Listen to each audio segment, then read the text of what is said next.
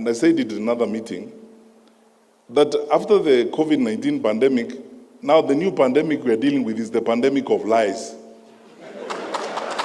Yeah. It's the pandemic of lies. You know, people stand up and they say things that they think make sense. You know, I've been looking at politicians, and fortunately, I have the opportunity of having served in cabinet. I know how a budget is drawn, and I know how much money we have in our resources to draw a budget. When a political leader, a national leader tells people, I will put aside 150 billion for market women. I'll put aside 50 billion for boda boda. I'll put aside 100 billion for this. I know how much our budget is and the projected growth of our budget. That time you have not talked about the amount of money that you are taking to counties. You have not talked about transfers for the education sector and so on. Where are you going to get that money to provide that kind of service? You're just lying to those people because you are telling them things they want to hear. And because they won't ask you questions, you just get along with it. You know, when you keep saying there's deep state, who is that? And the people who are using that phrase and complaining are members of the National Security Council. They hold public offices. They tell you they are powerful people. So who is that? You know, this facade and stories that are being coined and being bandied around, just so that people create excuses and they camouflage around things that don't exist to survive, or create excuses and pathways of lying and carrying the public along with them. I want to ask you as church ministers, I am your son, and as a public servant, we have a country to serve. Let us not be victims of some of these lies that you keep hearing around. But things that just don't make sense even to a fool. How would you tell people? Yeah. How will you stand up? I'm asking you. How, Bishop, how will you stand up in public and tell me, who is that? And then you don't even have the courage enough to take a decision and say, okay, because I don't agree with the Attorney General and all these people, me, I'm not going to be party to you. In the morning, you speak like government. In the afternoon, you speak like opposition. You see, the question, let's be honest. You see, the total annihilation of common sense and betrayal of common sense in the political practice in this country is shocking.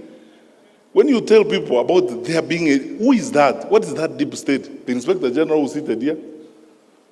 We have passed a constitution that requires us, it's in black and white. You know, even me, if I have to give directions to the Inspector General, the law requires that I put it in writing. And since I became Minister for Interior, I told the nation the other day, I've written 2 such letters, one to Boynet and one to him, to provide policy guidance. And even before I send it, I asked the Attorney General, does it pass muster? The Attorney General says, under the law, you can't do this. So, stop here, let us proceed. Now, how can you turn around in a country of the amount of freedom that we have? Nairobi, for your record, Bishop, Nairobi houses the largest number of foreign correspondents and media houses on this continent. I've challenged people, if you don't think there's freedom in Nairobi, go and report from Addis. Yeah. With all this freedom we have, in a country where the president is insulted liberally by everybody, by opposition politicians, how will you tell me that there exists a covert, dark op element of government that is intended to do certain things? When did you last face and scrutinize and excoriate the Minister for Security? I am here to answer questions. Which is this dark side that exists? Where is it? Don't be drawn. I'm telling you, don't be drawn to some of this. You see, we are unfortunate that we have a brand of leaders. I told you earlier that the narrative we need to be discussing about the future of our country is how we handle corruption and how we create an integrity system of managing our country so that the resources God has given us can benefit our children and our children's children. Now, instead of having that conversation, the artists, the political artists who want to avoid that conversation, They come up with all manner of excuses. Oh, there are people who hate me called deep state, and you sit with them daily. So when do they become deep? When they are with you or when they are not with you?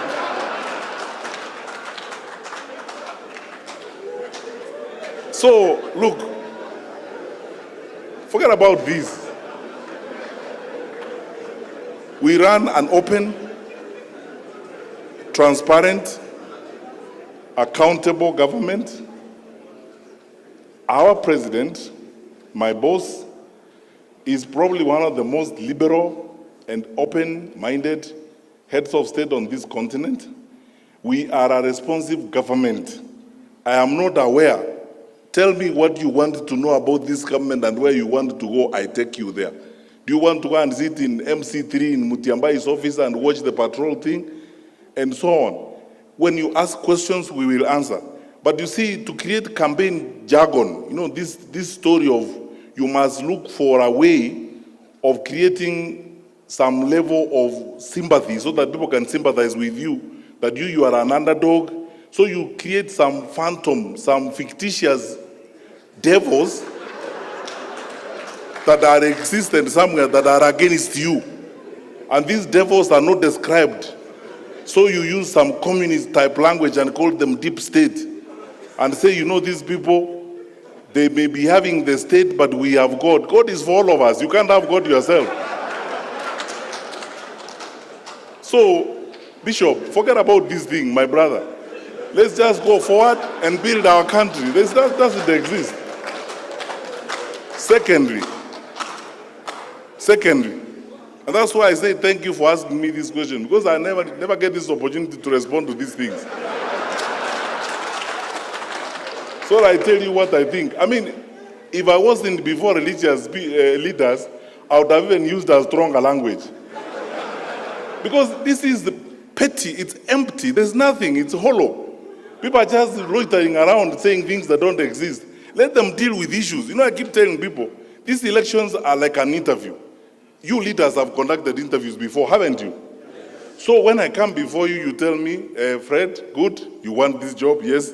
Where have you been? I tell you, I was headmaster there, I was this. You ask me, what did you do when you were there? How did you handle the students? What did happen? And so on. People are running around here who have held public responsibilities. They are not accounting for what they did when they were holding those public responsibilities. You are the religious leaders. The story of talents in the New Testament. What did you do with the ones I gave you first before you come for more? Now, yeah.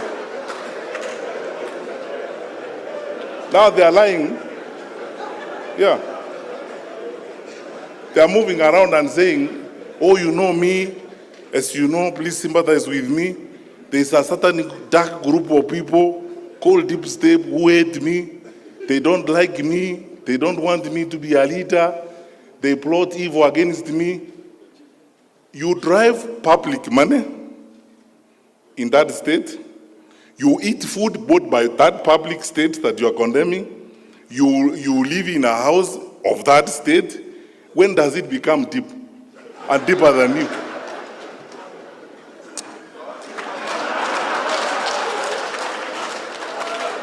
Forget about these jokes. Finally, you asked me, so I'm just responding to your question. You asked me, how are we okay if the president is involved? You know, sometimes I don't know whether to laugh or cry. Where do we live? We have to choose what we want. Do we want democracy or autocracy? We say, okay, we are a democratic institution. When did the president lose his democratic right? So that he's supposed to keep quiet because you are president, see no evil, hear no evil, say nothing. You are president. Yeah, when you try to say, we tell you, no, you are president, keep quiet. So, don't say anything. And you are not supposed to associate with anybody, you are not supposed to tell anybody. I have not heard my boss, our president, anywhere in this country, both in private and in public, telling anybody, this is a presidential decree. You must go this way. I've never heard him say such things. The president speaks like the leader of our people, like we expect all leaders to speak. In my view, this is what I think I would like would happen to our country. And you have the democratic right to agree or disagree with him. And nothing will happen to you, by the way, if you disagree with him. And nothing will happen with you if you agree with him. That's the country we are building. You saw President Obama, before he left office, on the campaign trail for the Democratic Party candidate. Did that happen or it did not happen? That is supposed to be the icon of democracy in the world. I mean, you have seen presidents who are leaving office on the campaign trail for their successors and so on. The president is expressing his view. To gag the president and say now, you see, sometimes I wonder, one group of society is saying, our president is our leader, he should therefore guide us. Then he wakes up in the morning, he says, okay, good people, me, I think this is the way we should go. Another group comes and says, no, shut up, you are president, don't talk to us. It doesn't work like that. Allow me please to use this phrase, let's not be pretentious. Let's be honest to each other. And let us not sacrifice common sense on issues like this. Everybody can express themselves. We are in a free society. Sasa tujenge nchi yetu jamani. Na tushirikiane. Rais wetu means well. When he says, he doesn't tell us, oh, from today I have decreed. I've never heard him say that. Yeah, anasema mimi kwa maoni yangu vile naona, this is how it's. And you know, by the way, if he never gave any maoni, we'll also wonder, this one, he doesn't have a view about how we should go. And then now he's carrying the burden of leadership.